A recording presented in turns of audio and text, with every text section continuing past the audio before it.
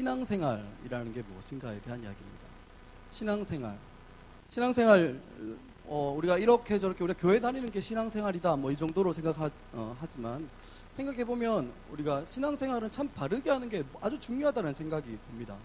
바르지 못한 신앙생활, 즉 다시 말하면 말씀에 근거해서 신앙생활을 해야 하는데, 그것이 아니라 그냥 익숙한 대로, 익숙한 생각에서 내가 해오던 방식대로, 내가 해오던 그런 논리대로 그것을 근거를 가지고 신앙생활을 하는 사람도 있습니다. 이렇게 되어지면 이런 신앙생활, 좀 엄밀히 이야기하면 신앙생활조차 아니죠.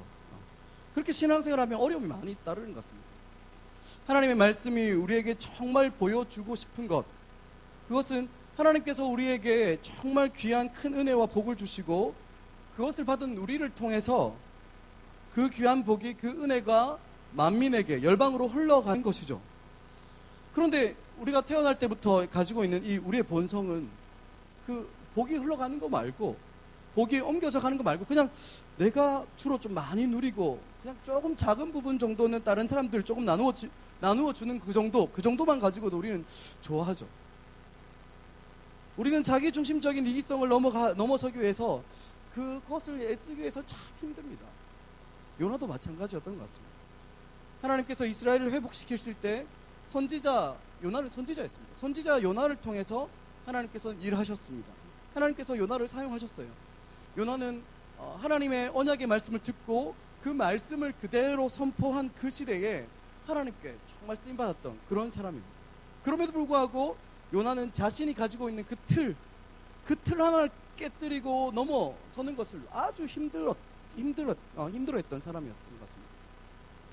자기에게 주어진 하나님의 귀한 은혜가 나를 통해서, 나를 뛰어넘어서 수많은 사람들에게 흘러가기를 하나님은 그렇게 원하시는데, 정작 우리는 그 은혜와 복을 나에게 가두어 두려 하고 마치 우리의 점유물인 것처럼 사용하고 싶어 하고, 우리에게만 그런 복이 있었으면 좋겠다는 마음, 우리 마음 가운데 자리 잡고 있죠.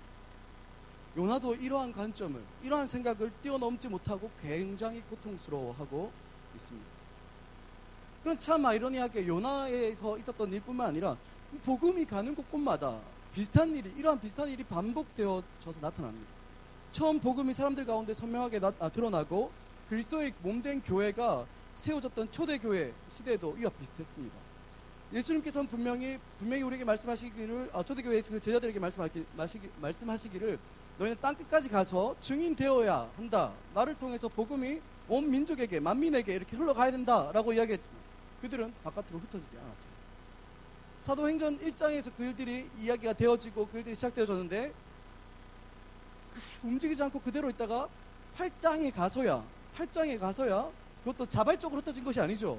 외부에서의 핍박으로 강제적으로 흩어지게 되었습니다. 이 이스라엘, 이 지경 밖으로, 자신의 가지고 있는 그 틀 밖으로 나가는 것을 굉장히 두려워하는 사람들을 하나님께서는 직접 흩으시고 직접 찢어서 구석구석으로 보내시는 겁니다. 우리도 비슷합니다. 우리도 여전히 자기중심적이죠.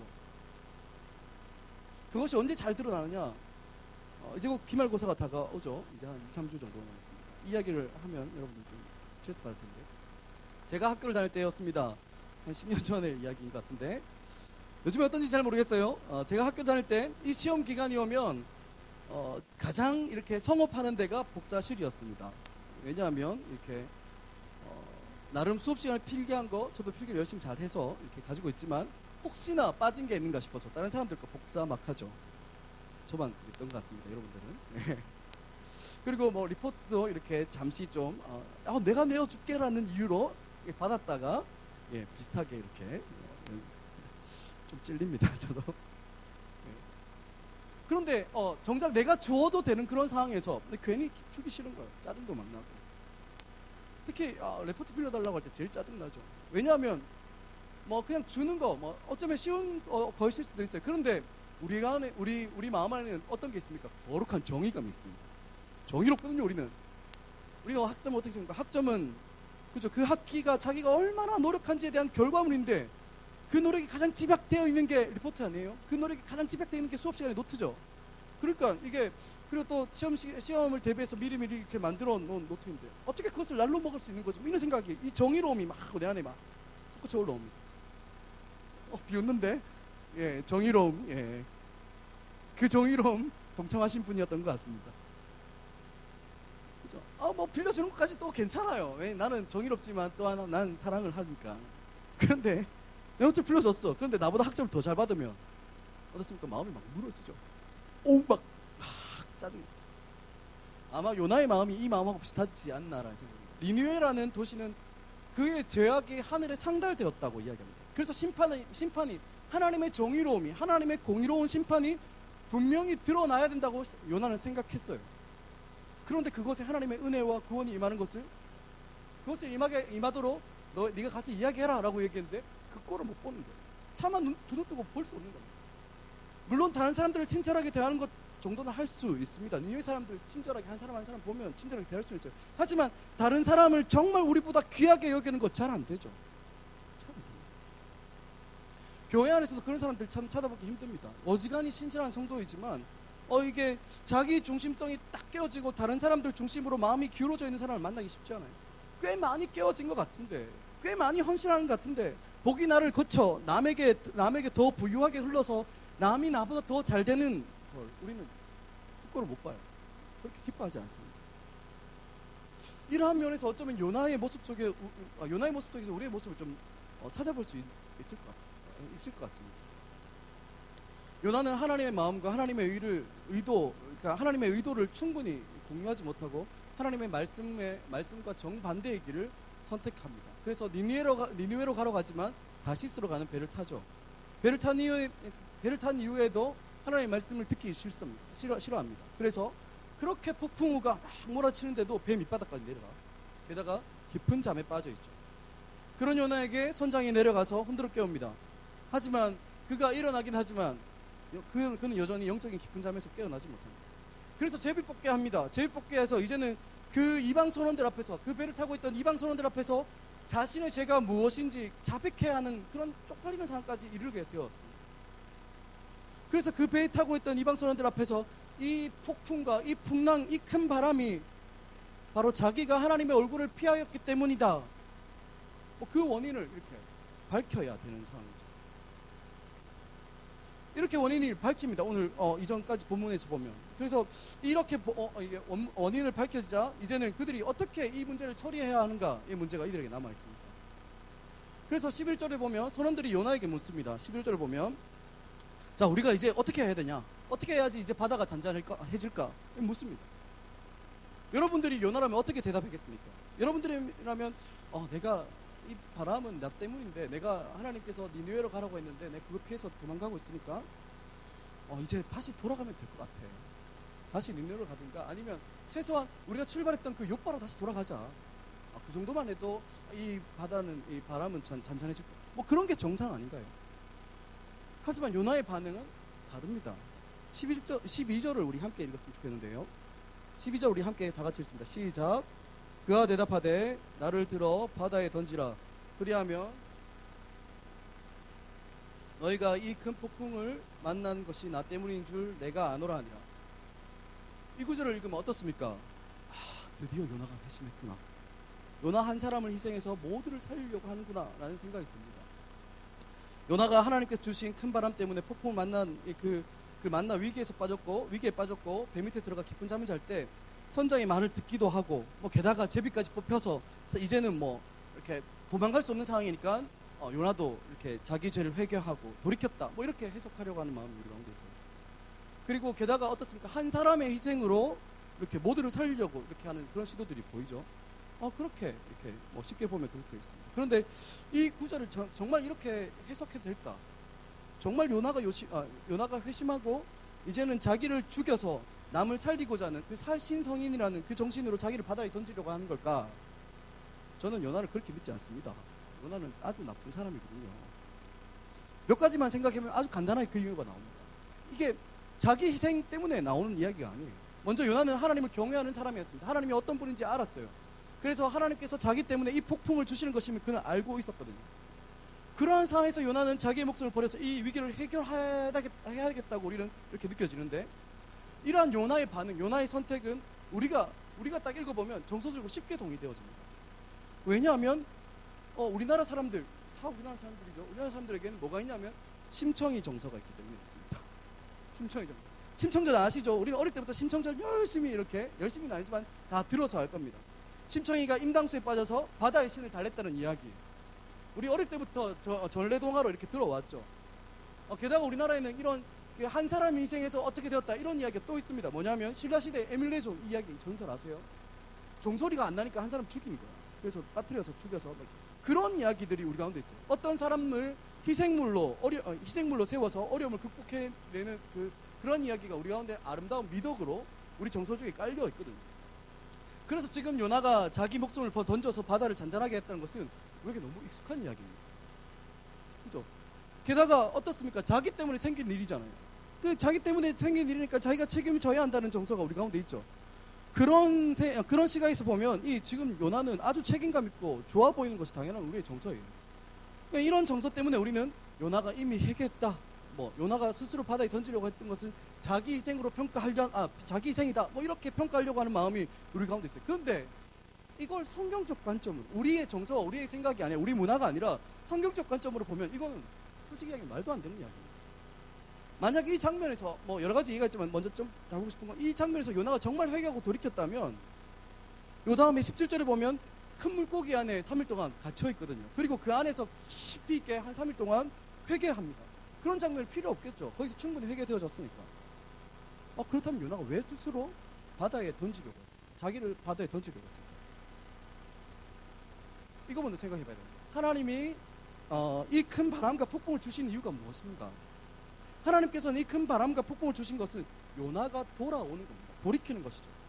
지금 하나님이 바라는 것은 요나의 회심입니다. 마음이 돌아서는 겁니다. 요나가 가는 길을 돌이켜서 하나님께서 말씀하셨던 그 니느웨로 가서 말씀을 전하는 거예요. 다르게 얘기하면 자기 중심성이 깨어져서 하나님의 뜻대로 니느웨를 향해서 말씀을 전하는 겁니다. 그리고 지난번에도 말씀드렸지만 하나님께서 이 폭풍 속에서도 보면 배가 깨어지지 않아요. 충분히 깨어질 만한 바람인데 배가 깨어지지 않고 그 배에 탄 사람들이 이렇게 살려놓고 있습니다. 왜? 하나님은 우리의 생을 깨어서 죽이는 것이 목적이 아니라 하나님께로 돌아오는 것, 하나님 말씀에 순종하는 것으로 돌아오는 것이 하나님께서 고난을 주시는 이유예요. 우리에게 어려움을 주시는 이유예요. 아마 하나님을 경외한 요나는 이 폭풍의 원인이 자기라는 사실을 알고 있듯이 하나님께서 지금 자기에게 원하는 게 무엇인지 분명히 알고 있었습니다. 자기가 돌아오는 것, 니느웨로 다시 향하는 것. 그럼에도 불구하고 그는 그냥 여기에서 목숨 끊겠다는 겁니다. 그냥 여기에서 목숨 버리겠다는 겁니다. 그냥 바다에 던지라는 겁니다. 그냥 자기를 바다에 던져서 그냥 죽게 나비를 돌아, 이 이야기입니다. 왜일까? 왜? 요나는 그만큼 하나님 말씀에 순종하기 싫었던 거예요. 너무 싫은 거예요. 니느웨를 향해서 가서 외치라는 그 하나님의 말씀을 도저히 자신이 받아들일 수가 없는 거예요. 하나님께서 무엇을 원하는지도 알고 이 폭풍이 왜 그렇게 크게 불어오는지도 알고 있습니다. 하지만 그는 결코 돌이키는 것이 아니라 그냥 차라리 여기에서 죽어버리려고 하는 거예요. 자기 잘못은 인정하지만 그 잘못에서 돌이키기는 너무 싫은 겁니다. 하나님의 뜻을 순종해서 니느웨라는 이방 성읍에서 하나님의 말씀을 전하고 그곳에서 구원이 임하는 것을 보는 게 너무 싫은 거예요. 죽기까지 싫은 거예요. 하나님의 구원은, 이 구원이라고 하는 하나님의 큰 은혜는 니느웨는 필요 없고 그냥 이스라엘에만 머물면 되고, 그냥 하나님은 단순히 나의 하나님, 그냥 이스라엘의 하나님이면 충분하다는 겁니다. 근데 굳이 거기까지 가야 되느냐? 우리가 하나님의 율법도 없고 할례도 받지 않고 이방이고 악의 하늘까지 다 들어서 그냥 심판이 임하면 되는 그 나라에 거기까지 가야 되느냐는 겁니다. 뭡니까? 여전히 자기 중심적인 신앙생활을 하고 있는 거죠. 이방을 향한, 니느웨를 향한 하나님의 뜻이 선명하게 드러났음에도 불구하고 그것과 그 하나님의 뜻과는 무관하게 그냥 내 하나님을 믿고 싶어 하는 겁니다. 그냥 내 나름의 신앙생활을 하고 싶은 거예요.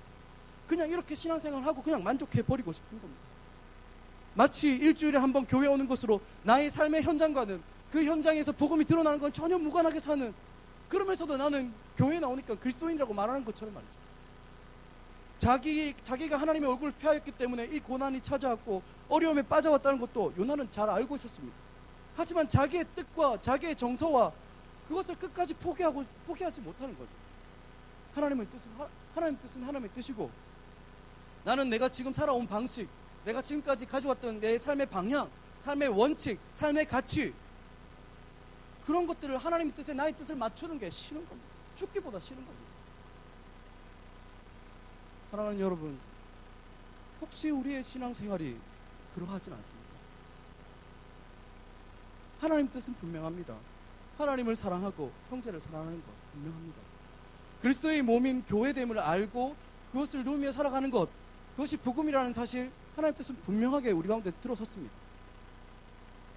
무엇보다도 우리가 살아가는 이 삶의 현장에서 내가 복음을 선명하게 뚜렷하게 드러내며 살아가는 것도 분명한 하나님의 뜻이죠.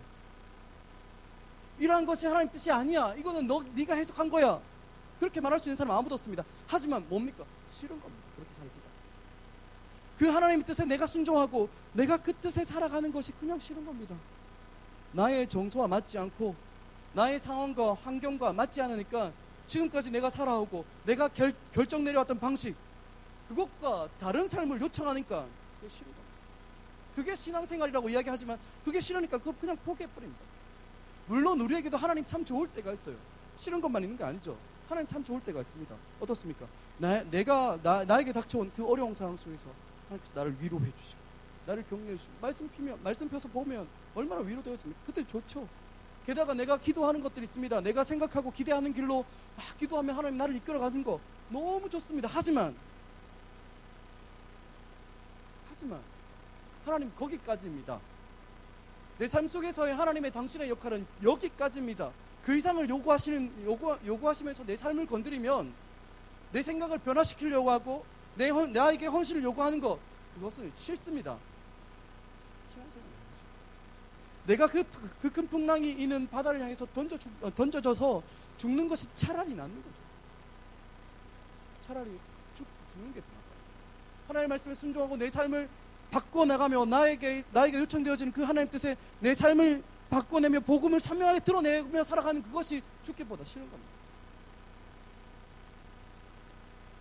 제자 훈련을 하다 보면 자기생활 점검표라는 것들 과제를 내게 됩니다. 일주일 동안 내가 시간을 어떻게 사용했는지 분 단위로 세세하게 기록하는 그런 생활 과제입니다. 한 번 딱 하는데 그거 해보면 우리의 시간을 어떻게 사용하는지가 정확하게 드러납니다. 나도 모르게 줄줄 시간이 새요. 그럼 또 그렇고 나는 정말 열심히 살았는데 그 시간표를 이렇게 보면 이게 정말 내가 살았는 게 맞는가 싶을 정도로 그렇게 이런 일이 있었어요. 그렇게 시간이 따지고 보면 계산해 보면 남습니다. 돈도 남아요. 내 정서적인 여력도 남고, 그래도 내 삶 드리는 거 싫은 거죠. 내가 헌신을 드려야 하는 것 싫은 겁니다. 시간이 없어 모이지 않는 것이 아니라 그리스도의 이름으로 학교와 직장에서까지 살아가는 게 싫은 겁니다. 잠시 숨고 싶은데 거기서는 굳이 드러내지 않아도 괜찮은 것 같은데 교회에 함께 모여서 훈련받고 공체를 누리는 것 귀찮은 거죠. 그냥 내가 예수 믿는 것 만족합니다. 교회 나오면 충분하다고 생각하는 거죠. 내가 드러나지 않고 그냥 나 혼자 예수 믿고 구원받는 것이 신앙생활이라고 믿고 있는 거죠. 하지만 이건 뭡니까? 신앙생활이라고 하지만 결국 하나님 뜻과는 무관하게 자기 중심적인 이기적인 생각으로 꽉 차 있는 모습이죠. 사랑하는 여러분, 하나님의 뜻을 발견하고 그 뜻대로 살아가길 회개하고 돌이키기보다는 그냥 형벌받고 죽어버리는 것이 속 편하다고 생각하는 요나의 모습이 우리의 모습 아닌지 우리는 생각해 봐야 될 것입니다. 그리스도인들은 그렇게 살아가서는 안 됩니다. 우리는 예수 그리스도를 주님으로 고백해요. 그리고 그렇게 믿어요. 주님으로. 근데 여기서 우리가 고백하는 주님은 특별히 두 가지 의미를 담고 있습니다. 두 가지 의미. 첫 번째는 나의 구원자, 세이비어라는 뜻이 그런 의미가 있습니다. 또 다른 한 가지는 나의 하나님, 나의 주님, 로드십, 나의 주인이라는, 나를 구원하실 뿐만 아니라 내가 믿고 나의 주인됨을 고백하는 게 내가 예수는 그리스도이십니다, 예수는 나의 구주이십니다, 예수는 나의 주님이십니다 라고 고백하는 것 안에 들어가 있다는 겁니다. 그리스도인의 삶은 나의 전부이시고 주인이신 그분의 말씀에 순종해야 하는 것이 바로 그의 삶이고, 이것을 다른 말로 하면 신앙생활입니다. 다르게 또 이야기하면 믿음이라고 이야기하죠. 하나님께서 나를 구원하신 것은 내가 믿지만 내 삶에 손대려 하지 마세요. 그것은 믿음이 아니죠. 우리가 예수 그리스도를 믿는 것은 구원자일 뿐만 아니라 내 삶의 주인이라는 것을 의미합니다. 지금 요나에게 큰 풍랑을 일으켜 요나를 돌이키게 하시는 주님께서 오늘도 동일하게 말씀을 통해서 우리의 삶도 그렇게 돌아서라고 이야기하시는 겁니다. 그렇다면 내 삶의 주인이 나에게서 하나님께로 돌이키는 게 신앙생활이고 믿음의 반응이라는 겁니다. 우리를 되돌이켜서 우리의 삶이 하나님의 뜻에 순종하며 그분의 풍성함 가운데 거하시길 하나님께서는 바라고 있다는 겁니다. 돌이키는 걸 하나님 바라고 있다. 자기 중심성, 내 스타일대로 신앙생활을 끝내고 이제는 하나님의 그렇게 하는 그 신앙생활을 끝내고 이제는 하나님의 원하시는 모습으로 복음이 선명하게 드러나도록 살아가는 그런 삶들을 하나님께서 우리에게 바라시는 겁니다. 다시 본문으로 봅시다. 본문을 보면 요나가 자기를 던지라고 했을 때 그 이방 선원들, 그 배에 타고 있던 선원들의 반응이 나타납니다. 13절도 같이 읽었으면 좋겠는데요. 13절 같이 읽습니다. 시작. 그러나 그 사람들이 힘써 노를 저어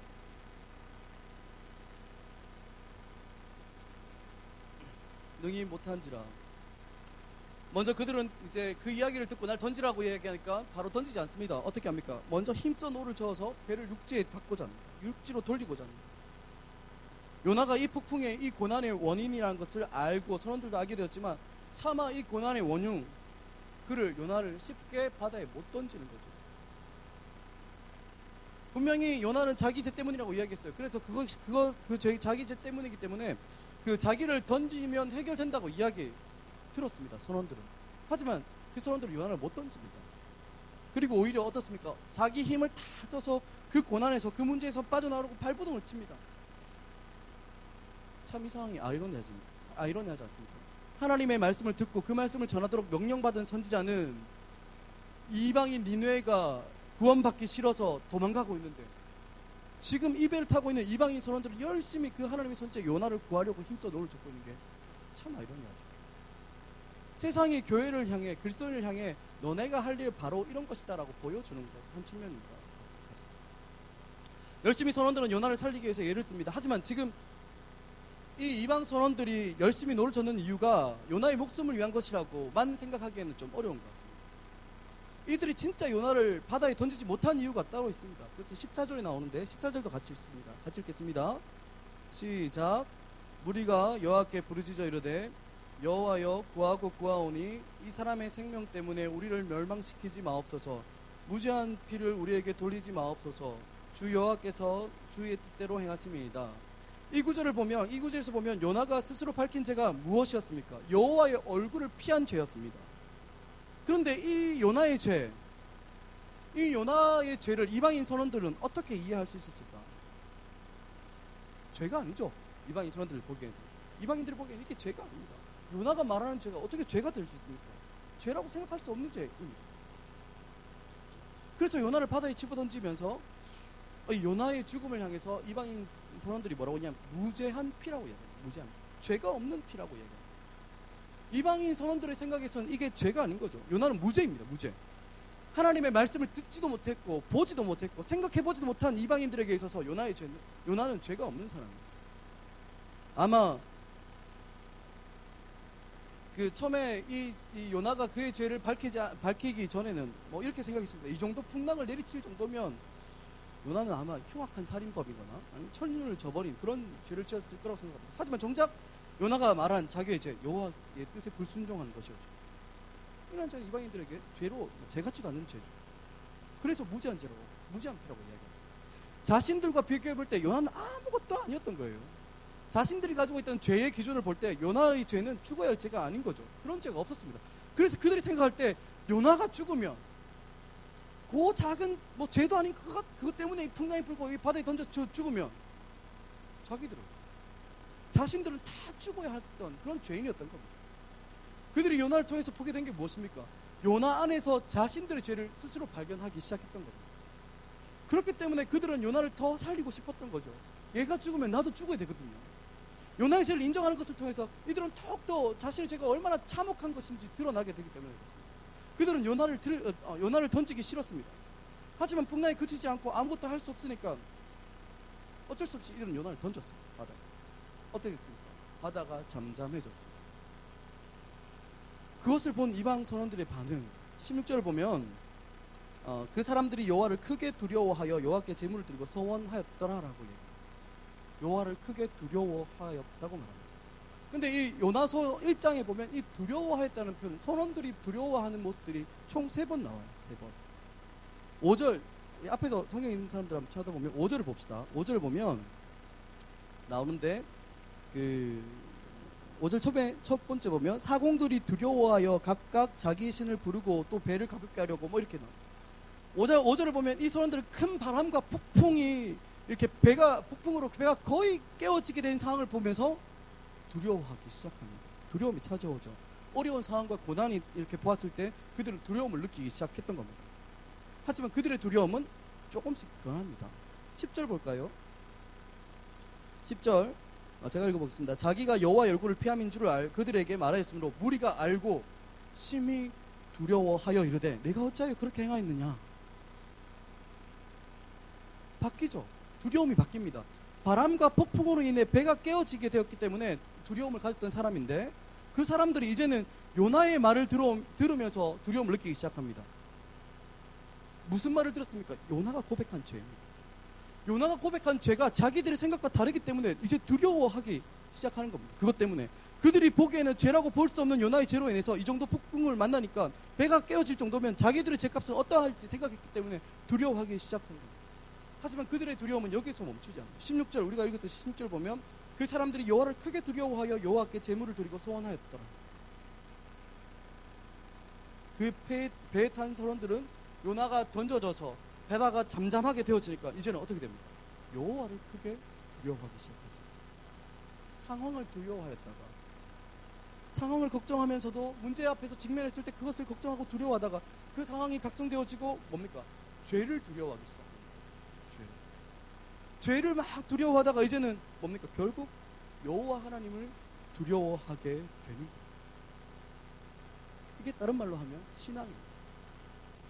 여호와를 경외하는 두려움이죠. 신앙인은 이 땅에 살아가면서 고난을 두려워하는 사람들이 아니에요. 그리고 그 고난을 통해서 드러난 죄를 두려워하는 사람들도 아닙니다. 무엇을 두려워합니까? 이러한 상황 속에서 드러나는 여호와 하나님을 두려워하는 것이 바로 신앙이고 경외함, 믿음의 핵심입니다. 이게 경외함이라는 표현인데 이것이 바로 하나님을 믿는 거죠. 나에게 주어진 문제와 고통 혹은 나에게 드러난 죄에 대한 두려움이 아니라 크신 하나님을 경외하는 것. 그것이 바로 신앙입니다. 사랑하는 여러분, 우리의 두려움의 대상은 무엇입니까? 여러분 앞에 있는 어려움입니까? 아니면 어떤 사람입니까? 또 다른 문제입니까? 고통입니까? 고난입니까? 아니면 우리가 가지고 있는 불투명한 미래가 여러분 두렵습니까? 아니면 내가 이렇게 했을 때, 이렇게 살아갔을 때 사람들에게 인정받지 못할 것이 여러분 두려우십니까? 이것은 우리의 두려움의 대상이 아닙니다. 우리는 정작 하나님을 두려워해야 되는 거죠. 이 두려움, 다른 말로 하면 경외함입니다. 이 경외하면 우리가 마치 하나님을 종처럼 노예처럼 두려워하는 그런 것이 아니에요. 우리가 잘못하면 매를 때리고 고난을 막 그렇게 두려워하는 그런 것이 아니에요. 뭡니까? 하나님 자체로 그 어미 앞에서, 그 위험 앞에서 두려워하는 겁니다. 경외하는 겁니다. 존경하는 거죠. 함께 쉽게 하지 못하는 겁니다. 오늘 본문에서 이 선원들은 처음에는 그 앞에 닥쳐진 문제와 상황 속에서 두려워하다가 자신의 죄를 깨달으며 두려워하다가 결국에는 하나님 앞에서 하나님을 경외하기 시작합니다. 무슨 이야기일까? 믿음의 코스 안에 조금씩 이 선원들이 들어가고 있는 거죠. 선원들의 두려움은 경외하다는 의미가 들어있는 그런 단어를 사용하고 있는데 공경하고 두려워하는 거예요. 요나를 다루시는 하나님을 보면서 하나님의 임재와 하나님의 일하심을 보면서 하나님을 두려워하고 공경하게 되었다. 재미있는 것은 보통 여러분들 하나님을 알게 되어지면 어떻게 이야기합니까? 이들은 폭풍이 잠잠하기 전에 어쩌면 하나님을 두려워하고 막 제사를 드리고 제물을 드리고 소원하고 이랬어야 될 텐데 이들은 폭풍이 잠잠해지기 전에 폭풍이 잠잠해지기를 바라면서 소원하고 두려워했던 게 아니에요. 16절 자세히 보면 15절 보면 요나를 들어 바다에 던지면 바다가 뛰는 것을 곧 그치니라. 그리고 그 사람들이 여호와를 크게 두려워하기 시작했어요. 오히려 폭풍이 잠잠해지고 더 이상 고난과 어려운 문제가 없을 때 그들은 두려워하여서 소원을 합니다. 고난이 끝나고 문제가 사라졌을 때 그들은 제물을 드리고 소원하게 되죠.